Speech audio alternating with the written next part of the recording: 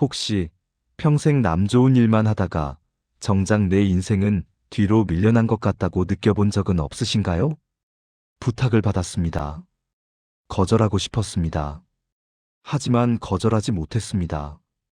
싫다는 말이 입 밖으로 나오지 않았습니다. 괜찮다고 했습니다. 할 수 있다고 했습니다. 그렇게 또 한 번 내가 아닌 남을 위해 시간을 썼습니다. 손해를 봤습니다. 억울했습니다. 하지만 웃으며 넘겼습니다. 뭐, 이 정도야. 괜찮아. 그렇게 말하면서 속으로는 쓴 웃음을 지었습니다. 왜 나만 이렇게 당하는지, 왜 나만 손해보는지. 하지만 겉으로는 내색하지 않았습니다. 착한 사람으로 남고 싶었으니까요. 갈등이 생겼습니다. 말하고 싶었습니다. 하지만 참았습니다. 내가 참으면 되지. 내가 양보하면 일이 편해지니까. 그렇게 스스로를 설득하며 또 참았습니다. 그렇게 계속 참다 보니 이제는 참는 것이 습관이 됐습니다. 내 의견은 중요하지 않고 내 감정은 뒤로 미뤄도 되는 것처럼 살았습니다. 혹시 여러분도 그렇게 살아오셨나요? 평생 남을 먼저 생각하고 남을 배려하고 남에게 피해 주지 않으려고 애쓰며 살아오셨나요? 그렇게 착하게 살았는데 왜 인생은 편해지지 않는 걸까요? 우리는 왜 남 좋은 일을 하며 살았을까요? 첫 번째 이유는 착하면 손해보지 않을 거라는 믿음 때문이었습니다. 어딘가에서 배웠습니다. 착하게 살면 복을 받는다. 남을 도우면 언젠가 돌아온다. 그 말을 믿었습니다. 그래서 착하게 살았습니다. 손해를 봐도 억울해도 그것이 나중에 좋은 결과로 돌아올 거라고 믿었습니다. 하지만 시간이 지나고 보니 돌아온 것은 별로 없었습니다. 내가 도왔던 사람들은 내가 힘들 때 나타나지 않았습니다. 내가 양보했던 사람들은 나에게 양보하지 않았습니다. 내가 베풀었던 만큼 나에게 돌아온 것은 없었습니다. 아니, 돌아온 것이 있긴 했습니다. 더 많은 부탁, 더 많은 기대, 더 많은 요구가 돌아왔습니다. 두 번째 이유는 갈등을 피하기 위해서였습니다. 갈등은 불편합니다. 싸우는 것은 피곤합니다. 그래서 피했습니다. 내 의견을 굽히고 내 감정을 감추고 그냥 상대가 원하는 대로 해줬습니다. 그것이 편해 보였습니다. 그것이 현명해 보였습니다. 하지만 갈등을 피하는 것이 정말 편한 걸까요? 그 순간은 편할지 몰라도 결국 내 마음속에 쌓입니다. 말하지 못한 것들, 표현하지 못한 감정들, 참았던 억울함들. 그것들이 쌓이고 쌓여서 어느 순간 내 마음을 무겁게 만듭니다. 세 번째 이유는 부탁을 거절하지 못했기 때문입니다. 미안한데 이거 좀 해줄 수 있어? 거절해야 한다는 것을 알았습니다. 하지만 거절하지 못했습니다. 거절하면 관계가 나빠질 것 같았고, 거절하면 나쁜 사람이 될 것 같았습니다. 싫다는 말이 입 밖으로 나오지 않았습니다. 그래서 받아들였습니다. 내 시간이 없어도, 내 여유가 없어도 일단 받아들였습니다. 그리고 혼자 힘들어했습니다. 왜 내가 이걸 해야 하나? 왜 내가 이렇게까지 해줘야 하나? 하지만 이미 받아들인 일이니까 어쩔 수 없이 했습니다. 네 번째 이유는 좋은 사람으로 남고 싶었기 때문입니다. 사람들에게 좋게 보이고 싶었습니다. 저 사람은 착해. 저 사람은 믿을만해. 저 사람한테 부탁하면 들어줘. 그런 평가를 받고 싶었습니다. 그것이 내 가치를 증명하는 것처럼 느껴졌습니다. 그래서 계속 착하게 행동했습니다. 손해를 봐도 웃고, 억울해도 참고, 힘들어도 괜찮다고 했습니다. 좋은 사람으로 보이기 위해서. 하지만 그 과정에서 진짜 나는 사라졌습니다. 남들이 보는 좋은 사람은 남았지만 정작 나 자신은 어디로 갔는지 모르게 됐습니다. 돌아보면 우리는 그렇게 살았습니다. 착하게 살았습니다. 남을 배려하고 남에게 피해 주지 않고 남의 부탁을 들어주며 살았습니다. 그것이 옳은 일이라고 믿었고, 그것이 미덕이라고 생각했습니다. 하지만 이상합니다. 그렇게 착하게 살았는데 왜 인생은 편해지지 않는 걸까요? 왜 오히려 더 버거워지는 걸까요? 왜 내 인생은 점점 뒤로 밀려나는 걸까요? 법륜스님은 말합니다. 착하게 사는 것과 나를 잃는 것은 전혀 다른 문제라고. 이 말이 처음에는 이해되지 않을 수 있습니다. 착하게 사는 것이 나를 잃는 것과 무슨 상관이 있을까요? 하지만 우리가 살아온 삶을 돌아보면 법륜스님의 말이 정확하다는 것을 알게 됩니다. 우리는 착하게 살았지만 그 과정에서 나 자신을 잃어버렸습니다. 법륜스님은 많은 상담에서 이런 사람들을 만났습니다. 평생 착하게 살았는데 왜 이렇게 힘든지 모르겠다는 사람들. 남을 위해 열심히 살았는데 왜 자기 인생은 비어 있는지 모르겠다는 사람들. 법륜스님은 그런 사람들에게 조용히 말합니다. 당신이 착한 게 문제가 아닙니다. 당신이 자신을 잃어버린 게 문제입니다. 법륜스님이 경계한 것은 착함 자체가 아니었습니다. 자기 희생의 착함이었습니다. 나를 지우면서까지 남을 위하는 착함. 내 감정을 무시하면서까지 남의 감정을 배려하는 착함. 내 인생을 포기하면서까지 남의 인생을 돕는 착함. 그런 착함은 미덕이 아니라 자기 소모라고 법륜스님은 말했습니다. 왜 착한 사람이 더 쉽게 지칠까요? 법륜스님은 그 이유를 정확히 짚어냈습니다. 착한 사람은 거절하지 못하기 때문입니다. 한계를 정하지 못하기 때문입니다. 선을 긋지 못하기 때문입니다. 부탁이 들어옵니다. 착한 사람은 받아들입니다. 자기 여유가 없어도, 자기 시간이 없어도 일단 받아들입니다. 거절하면 미안할 것 같고, 거절하면 나쁜 사람 같고, 그래서 받아들입니다. 한 번, 두 번 계속. 그러다 보면 어떻게 될까요? 한계를 넘어서게 됩니다. 할 수 있는 것보다 더 많이 받아들이게 됩니다. 감당할 수 있는 것보다 더 많이 짊어지게 됩니다. 그리고 무너집니다. 몸도 지치고 마음도 지치고 모든 것이 버거워집니다. 법륜스님은 이렇게 말했습니다. 남을 돕는 것은 좋은 일입니다. 하지만 나를 망가뜨리면서까지 남을 돕는 것은 좋은 일이 아닙니다. 남을 돕는 것과 나를 소모하는 것은 다릅니다. 남을 배려하는 것과 나를 무시하는 것은 다릅니다. 진짜 도움은 내가 건강할 때 가능합니다. 내가 여유로울 때 가능합니다. 내가 괜찮을 때 가능합니다. 하지만 내가 무너진 상태에서 남을 돕는 것은 도움이 아니라 자기 소모입니다. 결국 둘 다 무너지게 됩니다. 불교에서는 자비를 말합니다. 자비란 남의 고통을 덜어주고 남의 행복을 바라는 마음입니다. 아름다운 가르침입니다. 하지만 법륜스님은 여기에 중요한 전제를 붙입니다.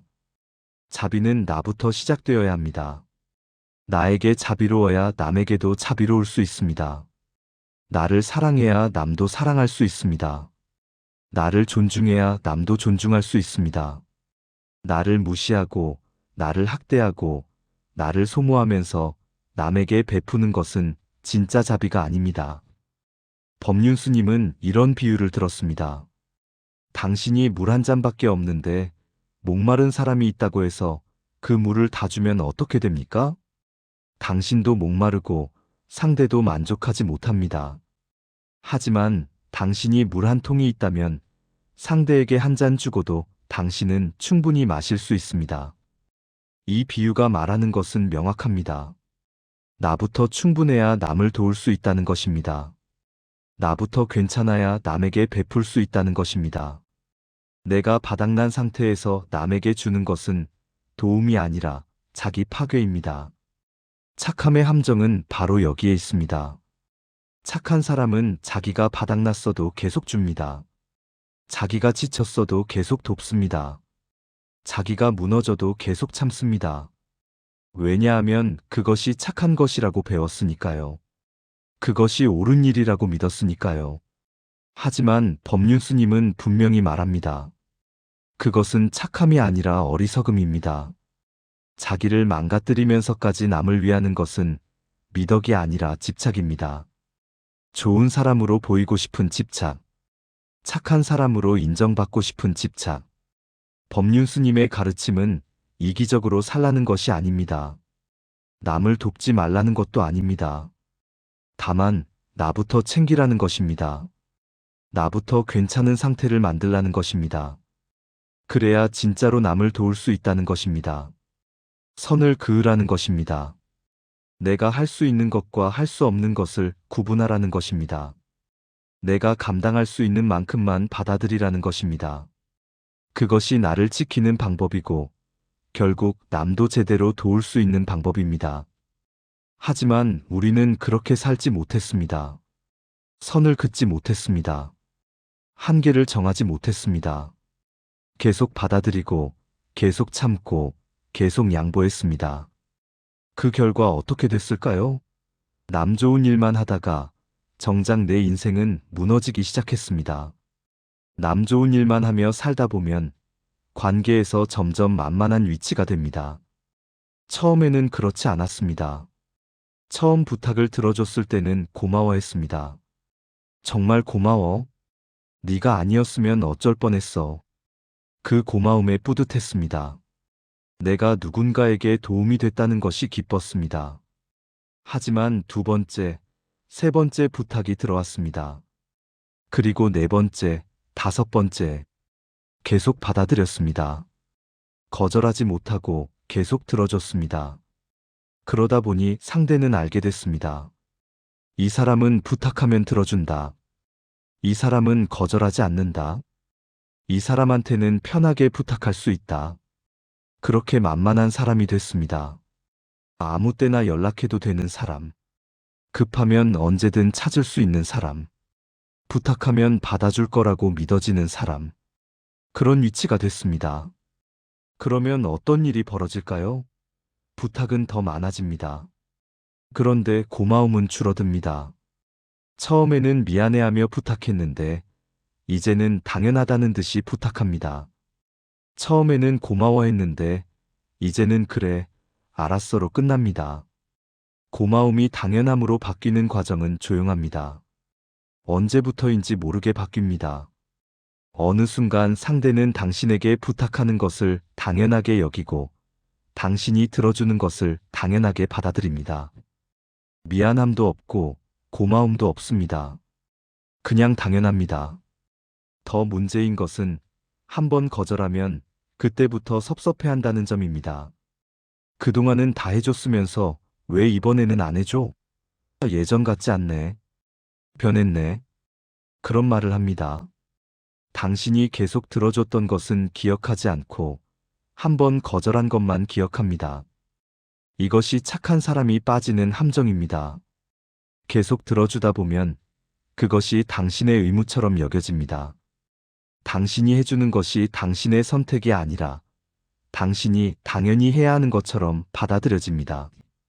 그리고 한 번이라도 거절하면 당신이 잘못한 것처럼 취급됩니다. 그러다 보면 허탈감이 찾아옵니다. 왜 나만 이렇게 힘들까? 다른 사람들은 그렇게까지 안 하는데 왜 나만 이렇게까지 해줘야 할까? 다른 사람들은 거절도 잘하고 자기 것도 잘 챙기는데 왜 나는 이렇게 못할까? 더 허탈한 것은 내가 힘들 때는 아무도 없다는 것입니다. 그동안 내가 그렇게 많이 도와줬는데 정작 내가 힘들 때는 나를 도와줄 사람이 없습니다. 연락해도 바쁘다고 하고 부탁해도 어렵다고 합니다. 그때 깨닫습니다. 나는 그들을 위해 항상 시간을 냈는데 그들은 나를 위해 시간을 낼 생각이 없다는 것을, 관계가 불균형해졌다는 것을 뒤늦게 알게 됩니다. 나는 계속 주는 사람이고 상대는 계속 받는 사람입니다. 나는 언제나 배려하는 사람이고 상대는 배려받는 것을 당연하게 여기는 사람입니다. 이런 관계에서 나는 점점 지쳐갑니다. 가족 안에서도 마찬가지입니다. 가족을 위해 모든 것을 희생했습니다. 내 시간도, 내 꿈도, 내 하고 싶은 것도 다 뒤로 밀었습니다. 가족이 편하게, 가족이 잘 살 수 있도록 모든 것을 쏟아부었습니다. 그런데 이상합니다. 가족은 그것을 고마워하지 않습니다. 오히려 당연하게 여깁니다. 엄마니까, 아빠니까, 며느리니까, 아내니까 당연하다고 생각합니다. 내가 희생한 것은 보지 않고 내가 못해준 것만 이야기합니다. 그리고 어느 날 문득 깨닫습니다. 나는 가족을 위해 살았는데 정작 내 인생은 어디 갔지? 가족은 각자의 인생을 살고 있는데 나만 가족을 위해 살다가 내 인생을 잃어버렸습니다. 직장에서도 비슷합니다. 착한 사람은 꾸준히 일을 도맡습니다. 아무도 하기 싫어하는 일, 급한 일, 힘든 일. 그런 일이 생기면 착한 사람에게 옵니다. 왜냐하면 착한 사람은 거절하지 않으니까. 착한 사람은 투덜대지 않으니까. 하지만 그렇게 꾸준 일만 하다 보면 어떻게 될까요? 성과는 다른 사람이 가져갑니다. 인정도 다른 사람이 받습니다. 착한 사람은 그저 뒤에서 고생만 하는 사람이 됩니다. 그리고 승진은 자기 것을 챙길 줄 아는 사람이 합니다. 이렇게 남 좋은 일만 하며 살다 보면 어느 순간 인생이 무너집니다. 몸이 먼저 신호를 보냅니다. 피곤하고 아프고 지칩니다. 마음도 무너집니다. 허탈하고 외롭고 억울합니다. 왜 나만 이렇게 살아야 하나? 왜 나는 이렇게 힘들까? 그런 생각이 떠나지 않습니다. 그런데 가장 슬픈 것은 이렇게 무너져도 여전히 참는다는 것입니다. 여전히 거절하지 못합니다. 여전히 남을 먼저 생각합니다. 왜냐하면 그렇게 사는 것 말고는 다른 방법을 모르니까요. 평생 그렇게 살아왔으니까요. 법륜스님은 이런 사람들을 보며 안타까워합니다. 착하게 산 것이 잘못이 아닌데, 자신을 잃어버린 것이 문제인데, 그것을 구별하지 못한다는 것을, 남을 돕는 것이 나쁜 게 아닌데, 나를 소모하면서까지 남을 돕는 것이 문제인데, 그것을 깨닫지 못한다는 것을. 법륜스님의 일침은 따뜻하지만 분명합니다. 이제는 나를 지키십시오. 이것은 이기적으로 살라는 말이 아닙니다. 남을 버리라는 말도 아닙니다. 다만 더 이상 자기 자신을 버리지 말라는 말입니다. 평생 남을 챙기느라 뒤로 밀렸던 자기 자신을 이제는 앞으로 가져오라는 말입니다. 법륜스님은 이렇게 말했습니다. 선을 긋는 것은 이기심이 아니라 자기 존중입니다. 할 수 있는 것과 할 수 없는 것을 구분하는 것. 내가 감당할 수 있는 만큼만 받아들이는 것. 내 한계를 인정하고 그 안에서 최선을 다하는 것. 그것이 바로 자기 존중입니다. 선을 긋는다고 해서 나쁜 사람이 되는 것이 아닙니다. 거절한다고 해서 냉정한 사람이 되는 것이 아닙니다. 오히려 그 반대입니다. 선을 그을 줄 아는 사람이 진짜로 남을 도울 수 있는 사람입니다. 자기를 지킬 줄 아는 사람이 진짜로 남을 배려할 수 있는 사람입니다. 법륜스님은 또 이렇게 말했습니다. 남을 돕기 전에 나부터 괜찮아야 합니다. 비행기 안전 수칙을 떠올려 보십시오. 산소 마스크가 떨어지면 자기부터 먼저 착용하라고 합니다. 왜 그럴까요?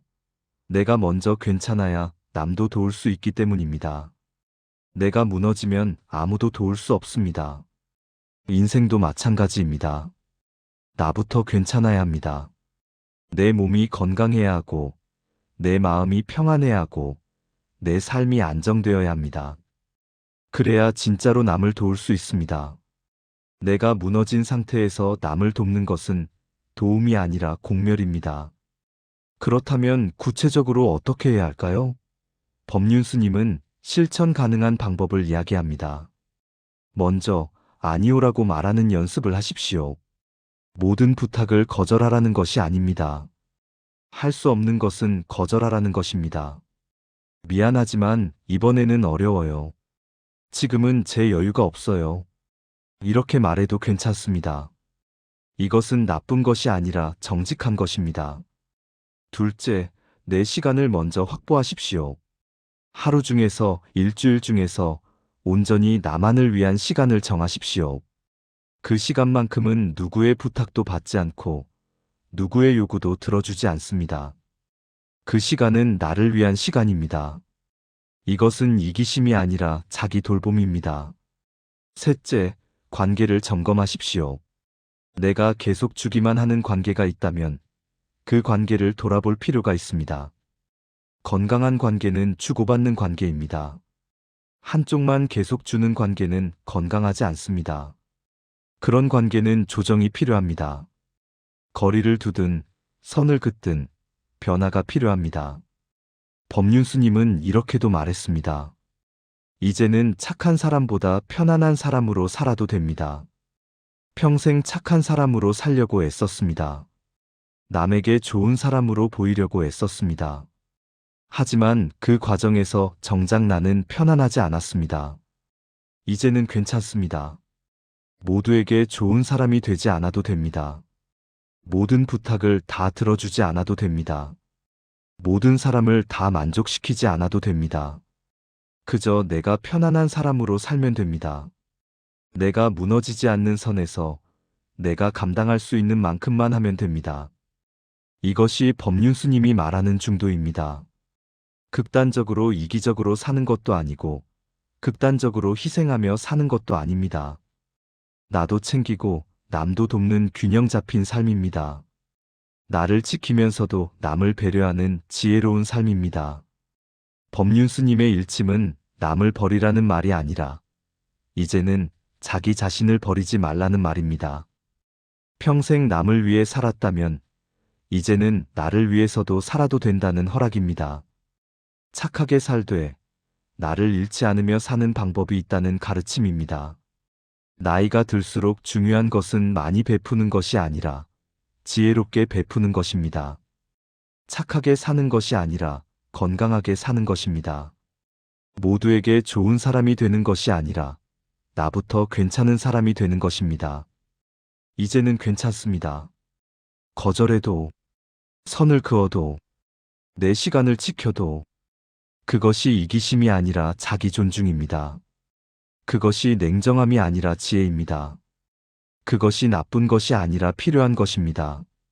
평생 남 좋은 일만 하며 살았다면 이제는 나를 위한 일도 해도 됩니다.